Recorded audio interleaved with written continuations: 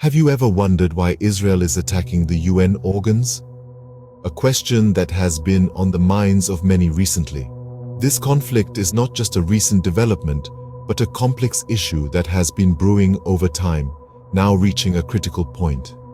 In the past few years, tensions have escalated dramatically, with Israeli bombings in Gaza causing widespread devastation and humanitarian crises.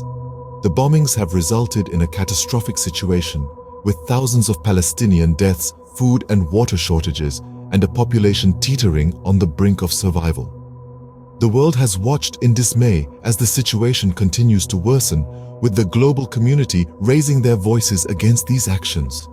Adding to the complexity of the situation is the recent outcry against sexual violence used as a weapon of war, a grave concern raised at a UN summit, drawing attention to the atrocities committed during these conflicts. This has further strained relations between Israel and the United Nations, amplifying the urgency of resolving this conflict. And so we find ourselves at the precipice of a deep-rooted conflict, a situation that requires careful understanding and analysis. Now, let's delve deeper into the timeline of events that led to this current situation. Israel's relationship with the United Nations has a long, complex history. The journey starts at the end of World War II, when the horrors of the Holocaust led the global community to support the establishment of a Jewish state. The United Nations played a crucial role in this process, adopting the Partition Plan for Palestine in November of 1947. This plan proposed the creation of separate Jewish and Arab states, with Jerusalem under international administration. Israel declared independence in May of 1948, triggering a war with its Arab neighbors. The following year, Israel applied for UN membership but faced opposition from Arab and Soviet bloc countries. After several denials, Israel was finally admitted as a UN member in May of 1949. Since then, the relationship between Israel and the UN has been marked by numerous conflicts and resolutions. The UN has passed countless resolutions related to Israel, more than any other country. Many of these have criticized Israeli policies, especially in regard to the Palestinians. In 1967, Israel fought the Six-Day War against Egypt, Jordan, and Syria, capturing the West Bank, Gaza Strip, East Jerusalem, Sinai Peninsula, and Golan Heights. The UN Security Council responded with Resolution 242, calling for Israeli withdrawal from these territories. However, this resolution has been a source of controversy and debate ever since. The 1970s and 80s saw the UN General Assembly pass numerous resolutions condemning Israel, including the infamous Resolution 3379 in 1975 that equated Zionism with racism. This resolution was later revoked in 1991. In the new millennium, the Israeli-Palestinian conflict continued to be a major focus at the UN. The body has consistently called for a two-state solution, with Israel and Palestine living side by side in peace. However, the path to this solution remains fraught with challenges. These historical events provide a backdrop to the current conflict. This long history of complex interactions, disagreements, and resolutions has shaped the way Israel views and interacts with the United Nations today. As we move forward, understanding this history is key to interpreting the current state of Israeli-UN relations. Recent events have escalated tensions between Israel and the United Nations. This escalation began with the dreadful use of chemical weapons in the Middle East.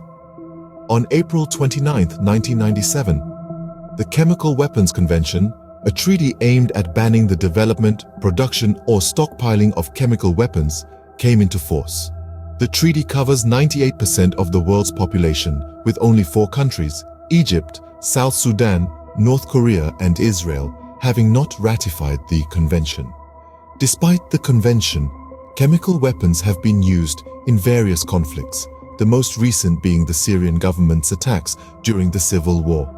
This increased tension was further amplified by the Israeli bombings in Gaza.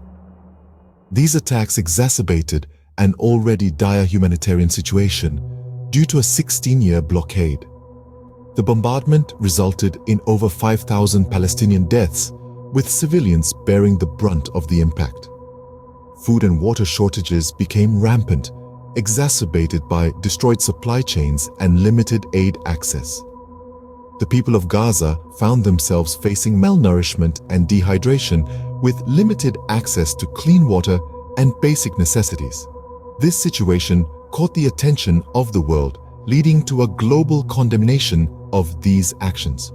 At a UN summit on sexual violence, figures like Sheryl Sandberg, Hillary Rodham Clinton, and New York Senator Kirsten Gillibrand all called for an end to rape as a weapon of war, specifically addressing the atrocities committed by Hamas in a terror attack. Israeli ambassador to the UN, Gilad Erdan, stressed the importance of not remaining silent in the face of such atrocities, calling for international action and accountability. These events, marked by violence and atrocities, have brought the conflict between Israel and the United Nations to a critical point. The world watches and waits, hoping for a resolution that brings peace and justice to all involved. These events have brought the conflict to a critical point. The United Nations plays a significant role in this conflict. As an international body, the United Nations is tasked with maintaining global peace and security. In the context of the Israeli-Palestinian conflict, the UN has an instrumental role.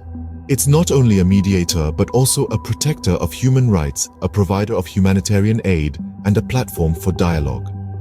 Recently, the UN's response to the conflict has been marked by a number of noteworthy events. One such event was the UN Summit on Sexual Violence. This summit brought the issue of gender-based violence to the forefront of the international agenda. It was here that prominent figures like Sheryl Sandberg, Hillary Rodham Clinton, and New York Senator Kirsten Gillibrand, among others, issued a global call to action. They condemned the use of sexual violence as a weapon of war and called for perpetrators to be held accountable. This summit highlighted the cruel realities of war, drawing attention to the atrocities committed during the conflict. The Israeli ambassador to the UN, Gilad Erdan, emphasized the importance of speaking out and not remaining silent in the face of such atrocities. In addition to addressing issues of violence, the UN also plays a crucial role in providing humanitarian aid.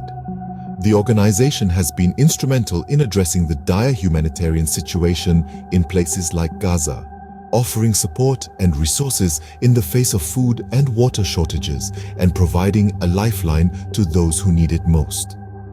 However, the UN's role is not without controversy. Some critics argue that the organization has not done enough to prevent the escalation of violence, or that it has failed to hold those responsible for war crimes accountable.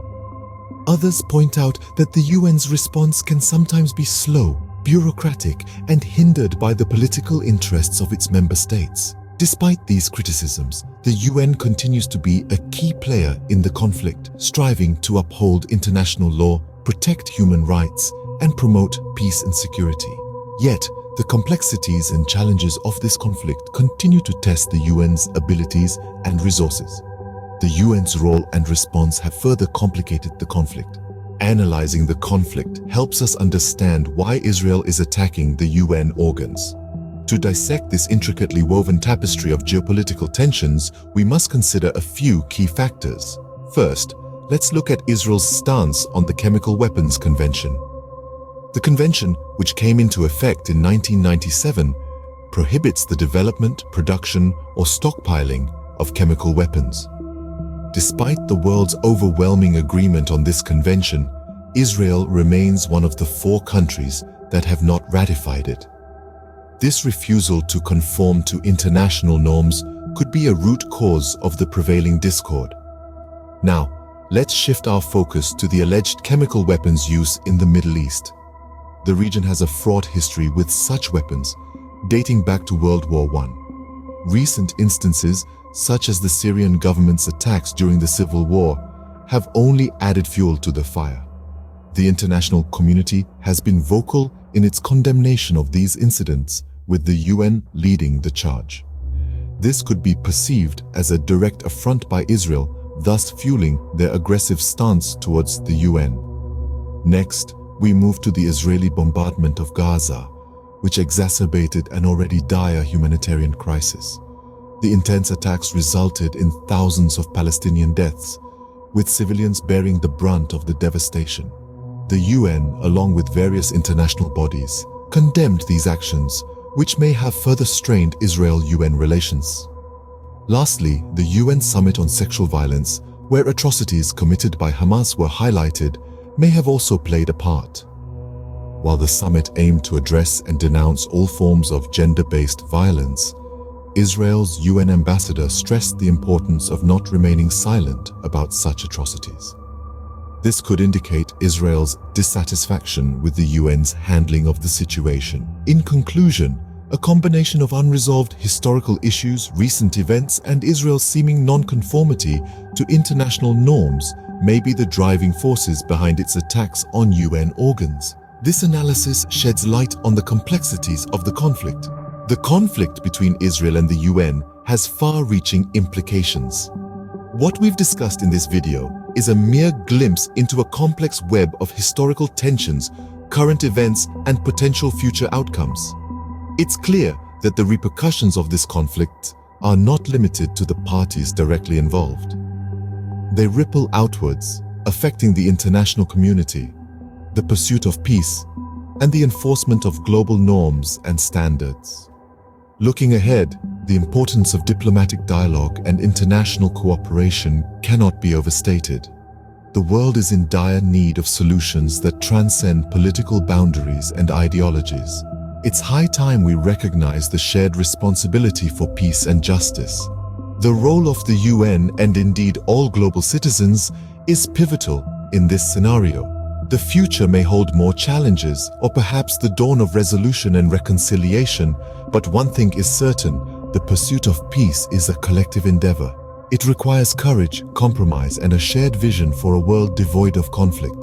The world watches with bated breath as this conflict unfolds.